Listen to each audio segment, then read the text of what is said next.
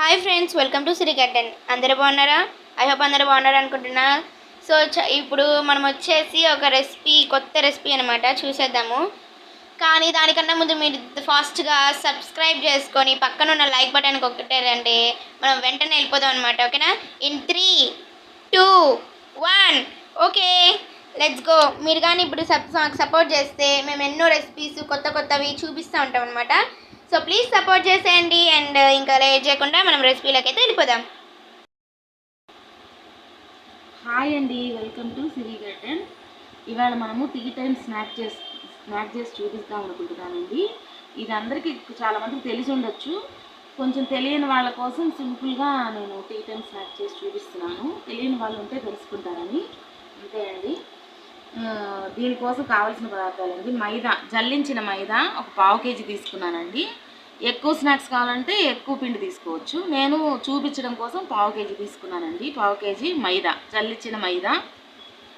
తర్వాత హిమాలయ సాల్ట్ అండి, చూడండి పింక్ కలర్లో ఉంది చూసారా. ఇది వాడితే ఆరోగ్యానికి మంచిదండి. వైట్ సాల్ట్ వాడకండి, ఎక్కువ పర్సెంట్ మెడికల్ షాప్స్లో కూడా, ఆర్గానిక్ షాప్స్లో కూడా అమ్ముతున్నారు ఇప్పుడు రాక్ సాల్ట్ అని. తప్పకుండా దొరుకుతుందండి. ఈ హిమాలయన్ రాక్ సాల్ట్ వాడండి. తర్వాత వామ్ అండి, డైజెషన్ కోసం. అంటే మనము కొన్ని రెసిపీస్ ఖచ్చితంగా మైదా తీసుకోవాల్సి వస్తుంది కదా, బాదుషా కానీ కొన్నిటికి. ఎక్కువ పర్సెంట్ నేను అవాయిడ్ చేస్తానండి, కొన్నిటికి మాత్రం తప్పదు కదండి ఇంకా మైదా. అందుకోసము అది అరగడం కోసం వామ్ అండి. చిన్నపిల్లలకు కూడా బాగా ఇష్టపడి తింటారు ఈ స్నాక్, వాము డైజెషన్ కోసం. తర్వాత ఆవు నెయ్యి అండి, కరిగిచ్చిన వేడి చేయాలండి. వేడి చేస్తే కొంచెం వేడిగా ఉంటే బాగుంటుందండి, క్రిస్పీగా బాగా వస్తుంది, స్మూత్గా వస్తుంది అనమాట. అందుకని కరిగించిన ఆవు నెయ్యి అండి. ఇవేనండి కావాల్సిన పదార్థాలు. ప్రాసెస్ చూద్దాం. తయారు చేసే విధానం అండి. మీరు మైదా పిండి బదులు గోధుమ పిండి అయినా తీసుకోండి, జల్లించి పర్లేదు, హెల్తీగా ఉంటుంది. ఇదిగోండి మైదా తీసుకున్నాం కదా, జల్లించిన మైదాలో మనకు రుచికి సరిపడా సాల్ట్ అండి. నేను 1 స్పూన్ వేస్తున్నాను 1/2 కేజీకి. తర్వాత వామ్ అండి, వాము కూడా కొంచెం, ఇదిగోండి 1 స్పూన్ వాము తీసుకొని బాగా నలిపి వేసుకోండి, మంచి ఫ్లేవర్ వస్తుంది. ఆవు నెయ్యి అండి. పిల్లలు ఇంటికి వచ్చిన తర్వాత ఏదైనా పెట్టమని అడుగుతుంటారు కదా స్కూల్ నుంచి వచ్చాక, పెద్దవాళ్ళు కూడా తినచ్చండి టీ టైంలో. ఇదిగోండి ఫస్ట్ ఇదంతా బాగా కరిగేలా కలుపుకోవాలండి, కలిసేలా కలుపుకోండి. ఇదిగోండి చూడండి చాలా బాగా కలుపుకున్నాం చూసారా. ఇది ఇట్లా ఉండాలి, అంటే ఎక్కడ ఉండలు అనేది రాకూడదు. ఈ నెయ్యి మనం ఆవు నెయ్యి వేసుకున్నాం కదా, అది కూడా బాగా కలిసిపోవాలన్నమాట. సాల్టు ఆవు నెయ్యి అంతా బాగా కలిసిపోవాలి. చూడండి ఎంత బాగుంది.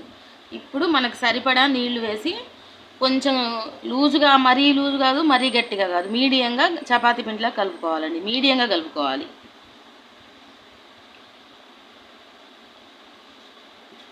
కొంచెం నీళ్లు పోసుకుంటూ కలుపుకోవాలి.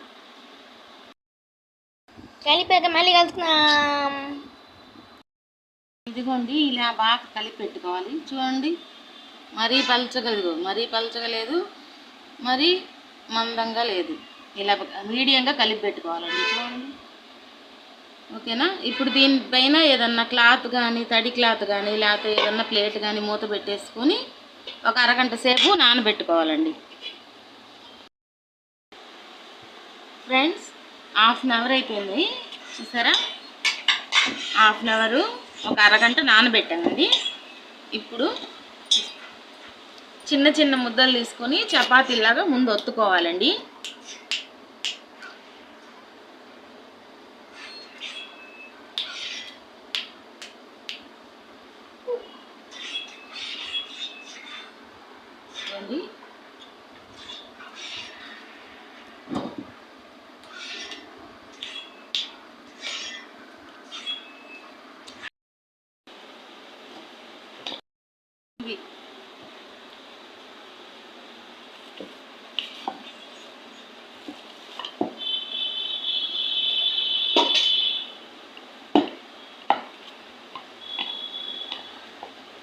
ఇలా బాగా ఒత్తుకోవాలండి. కొంచెం పలచగానే ఒత్తుకోండి.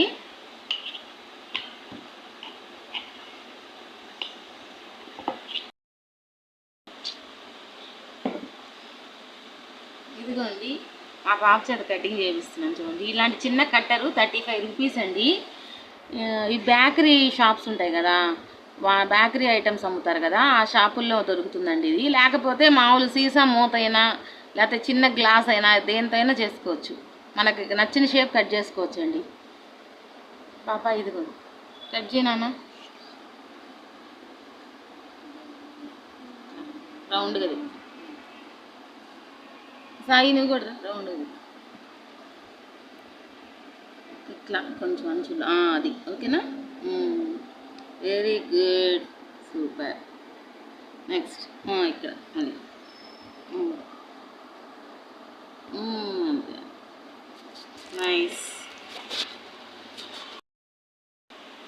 ఇదిగోండి ఇలా కట్టర్తో ఇలా చేసుకున్నాం కదా మనం. ఈ కట్టర్తో మనకు నచ్చిన షేప్స్ చేసుకోవచ్చండి, లేకపోతే చాక్తో అయినా కోసుకోవచ్చు. ఇంకోటి చూపిస్తాను. ఇదిగోండి తర్వాత ఇదిగో ఫోర్క్తో ఇలా గుచ్చుకోవాలండి. ఇలా ఎందుకు చేసుకోవాలంటే పొంగకుండా ఉంటుందండి. ఇలా చిన్న లైట్గా హోల్స్ లాగా పెట్టుకోవడం వల్ల పొంగదు. పొంగకుండా ఉండడం వల్ల బాగా వస్తాయి మనకు క్రిస్పీగా. లేకపోతే పూరి పొంగినట్టు పొంగుతాయండి. అందుకని ఫోర్క్తో ఖచ్చితంగా ఇలా చేసుకోవాలండి, లేకపోతే పొంగుతాయి.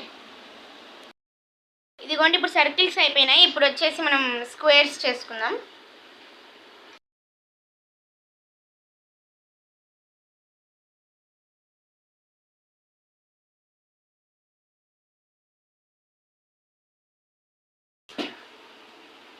ఇప్పుడు వచ్చేసి స్క్వేర్స్ చేసుకుందాం.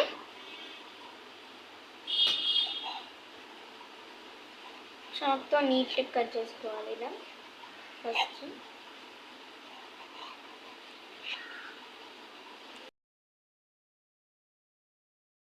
మళ్ళీ అడ్డంగా కూడా కట్ చేసుకోవాలి.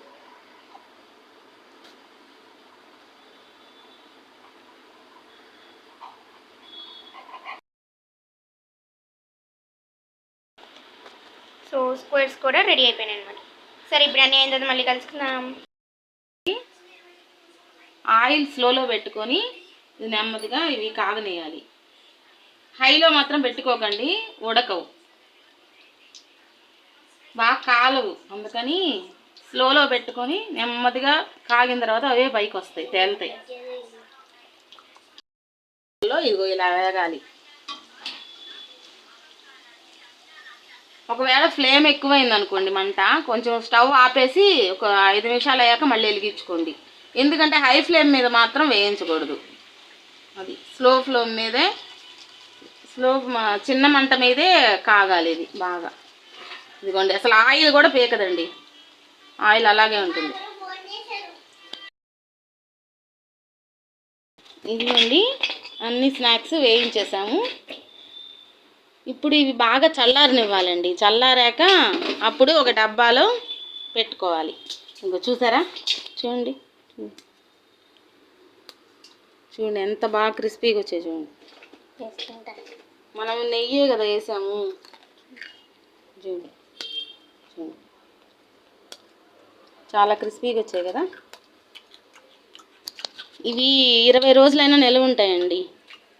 టీ టైంలో స్నాక్స్ లాగా అలా తినచ్చు, పిల్లలకి పెట్టచ్చు.